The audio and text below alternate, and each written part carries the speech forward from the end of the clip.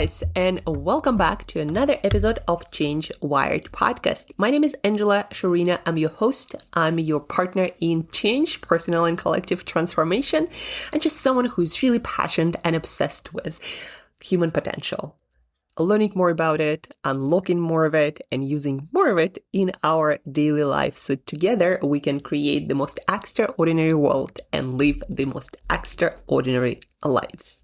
Today, guys, you're going to learn another coaching tool that I kind of knew, but also learned and became more aware of recently at one of the coaching sessions. I'm going through a couple of coaching certifications. And so we are learning all these new tools and exercises, and then we can use with our clients to help them change better, more consistently, faster, and most importantly, to stay in that changed state and constantly keep building on it, constantly keep evolving. So what will that tool, which is called, spoiler alert, ABCs, what will this tool allow you to do? Personally, to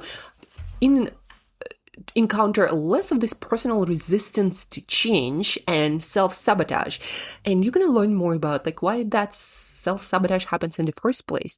Also, it will allow you to help others to change when giving advice or helping them to move through something blocking them, whether it's your family member, your kid, your spouse, your parent, your coworker, someone you lead, someone you are friends with. It will allow to help people better to go through change as well. It will also give a little bit more joy, add a little bit more joy and pleasure into the process of change, whether self-change or you changing others. So it's a very beautiful and very simple tool, really easy to learn, just like learning your ABCs, and then you can keep it for life and you'll be surprised how actually effective it is. And actually it is not something like new and fancy that haven't been used before and was just invented. No, in other forms and shapes with different names, this tool has been used even in industries like Toyota Industries, who really perfected the optimization of manufacturing. So they get to do a lot more work and outcomes with less time. So this principle works so well because it's a principle that is ingrained in human psychology almost, maybe even in the whole universe. Maybe that's how we change. We rarely change through revolution. More natural is a way of evolution. And that's what you're going to learn today, how to evolve yourself. And I always like to bring up this image or this metaphor of how most people approach change. Like throwing frog into this boiling water. You probably read it or heard it. When you throw a frog into boiling water, she jumps right back. But if you put it in a warmish water and warm it up further gradually, it actually stays there and you can almost cook it. But we also, all of us guys, think about your experience. You probably are familiar with this, like what you could tolerate or couldn't tolerate before. If you do it little by little. Let's say you're trying to quit sugar. Maybe you are going through this process. If you try to do it cold turkey, you feel it immediately, like the change, this abrupt change of state and your almost inability to manage your state, maybe your metabolism with this abrupt change. But if you introduce it gradually, even though sometimes it feels harder, the change actually has a lot more potential to last, to stick with you, and not feel like a lot of work and a lot of sacrifice. But I want to start also with a little bit of reflection on my own work with clients, especially with clients I work for 1, 2, sometimes 3 years. Through our work together, we go through this process of gradual change. Most of the time, the clients who come to me are people who are ready to take it step by step, small iteration on their change efforts at a time. And they need someone to keep them accountable, to track and measure their progress so they don't slide back into the old behavior and they remember why they started in the first place. So with those clients that I get to work for 1, 2, 3 years, there is this amazing thing happens that the person on the other side is almost the opposite, or it's like two different people. They think different, their habits are different, what used to be hard is now easy, what once felt impossible is simply normal.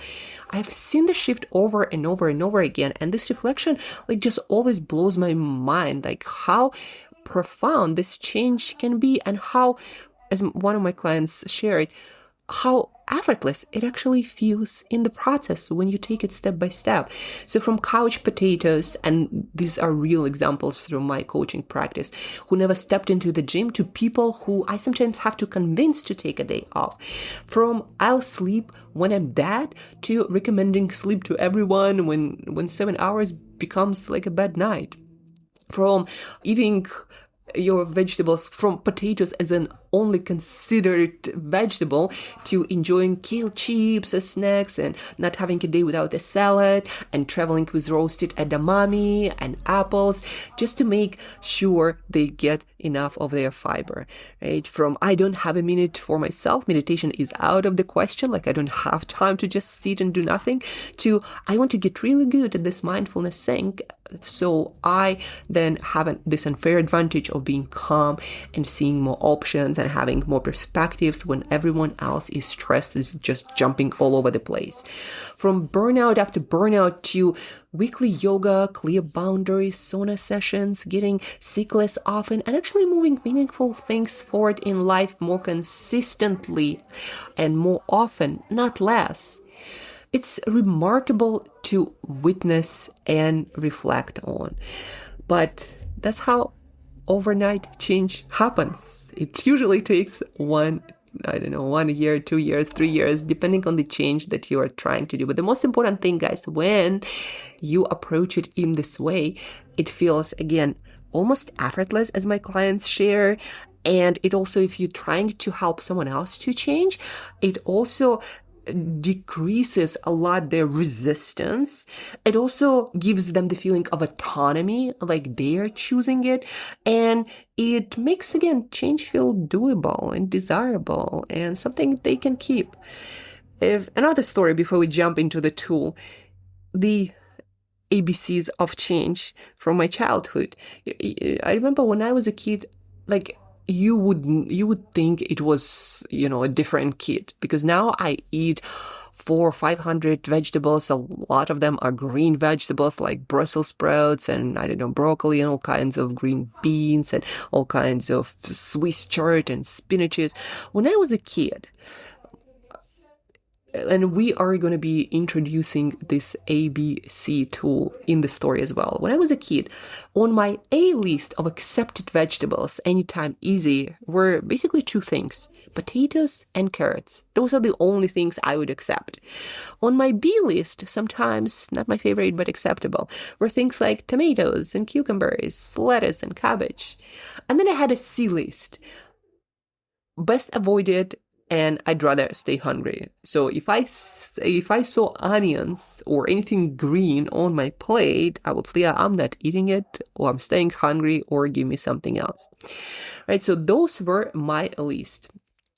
And if I was a parent back then, I then would try to incorporate more and more of the B-list vegetables like tomatoes and cucumbers and lettuce and cabbages, and also maybe started mixing in more onions, but, in smaller portions than something green, maybe like green peas that were kind of, probably okay.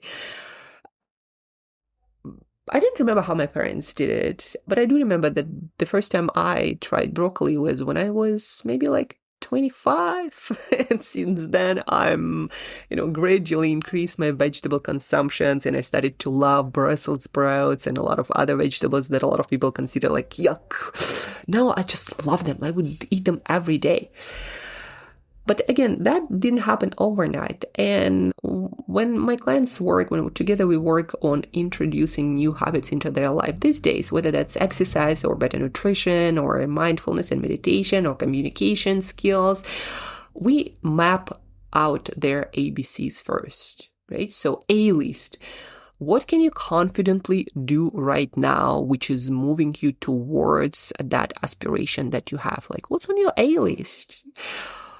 B list. What could you do with some effort and support, and maybe in smaller amounts? But usually, ABCs, the reason why we have different actions is because different actions produce different degree of change, right? So let's say running high intensity interval sprints or doing some heavy squats and deadlifts, that might produce change faster. But if you are just a beginner into exercise, that will feel unapproachable. Not only that, you're probably not going to be able to do them well, and not probably going to be recovering well, and you're going to feel exhausted, and it's going to almost ruin your entire day after that kind of workout. It would be just challenging, something you will most probably quit.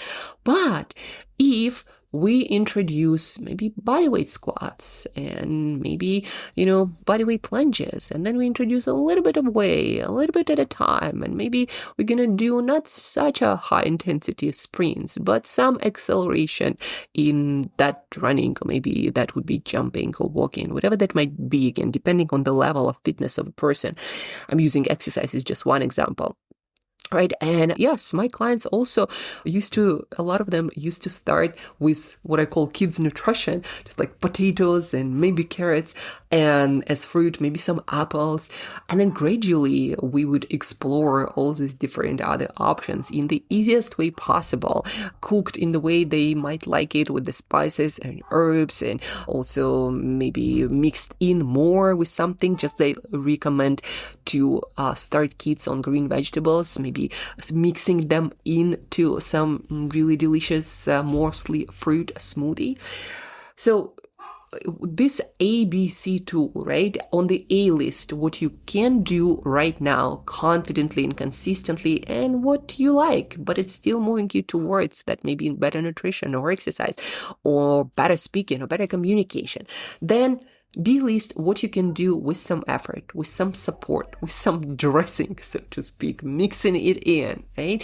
But that has a tendency to produce more results and be more effective. Like eating spinach is more effective than eating, potato or lettuce. Green vegetables have these powerful nutrients, antioxidants that you don't really find in a lot of other vegetables.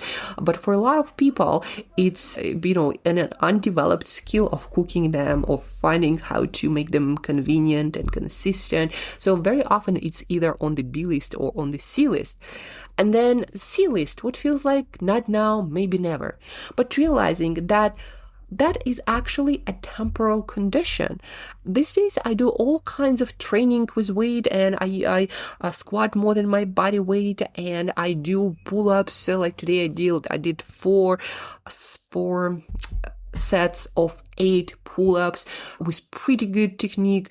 And I used to not being able to do like 2, right? And so pull-ups for me were on the not now, maybe never list. But now I do them this 4 sets of more and more repetitions every week, at least once a week. So this list, the powerful concept and why they work so well when especially you use them in coaching, is you create your list, let's say for exercise or for nutrition or for communication or for different projects, and you put things on A list, on B, again, what can be done with some support and some effort, on your C list, and you start working on your A list more consistently. Something on that list that you can do that moves you again towards that aspiration, that improvement of a skill, whether that's nutrition or exercise or fitness or communication or stress management or sleep. So you do more of a A list, but then you also throw in maybe once a week, maybe a couple of times per week, the B list items, and you spend maybe less time on them and you work on them maybe less intensely, but you still incorporate them on a regular basis. And then after a while, maybe you incorporate them. Like with my clients, again, we start sometimes with once a week exercise, and then they gradually transition to 2 days, and then 3, and then 4, and they're like, I'm going to be exercising every day. I'm like, well, you also need to take some days off, right? So that's how your B list becomes your A list.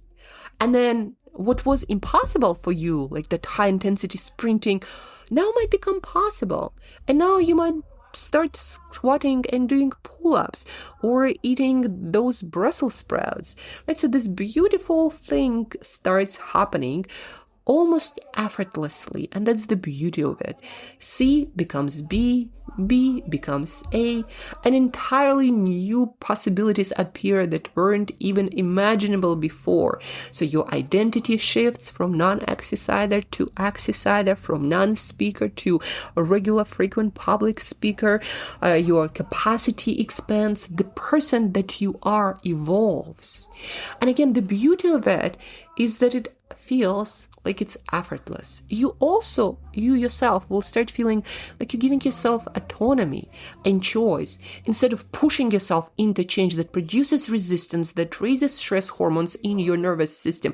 And that actually what causes a lot of self-sabotage. That's what actually causes other people to resist what you say. You're introducing too abrupt of a change, too much, too fast. Instead of creating this list, you might even do it as a team. And then asking people to change, to choose something to put on their A list, on B list, on C list, and do mostly A list, but then introduce some B list activities, and you track and measure and start shifting things from one list to the other little by little. And just like with my kid food preferences, they evolved over time. Today, again, I regularly eat and genuinely enjoy things my younger self would have refused completely, like Brussels sprouts, sardines, even natto, which is a fermented bean thing popular in Japan. But a lot of people say it tastes like dirty feet, which I don't think so. But anyhow, so change works like that too for most of us. What once felt impossible becomes familiar, then easy, then part of who we are.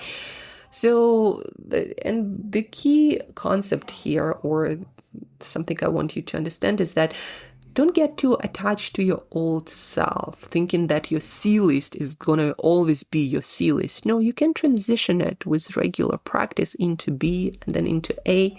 And then you might discover a whole different alphabet, many more letters to explore. By being too attached to our old self, we might accidentally block the new one that's trying to enter through those ABCs, right? So over to you, dear listener, dear change partner. What change do you want to make right now in your life? What do you want to do more, become more, get more of? And what can you put on your A list of practices, B list, and C list? Make that list. Again, A, anytime. I love doing that. I can totally see myself doing that consistently. B list is, well, with some support, some effort, not that frequently. I need to pace myself there. What is there for you in terms of practices?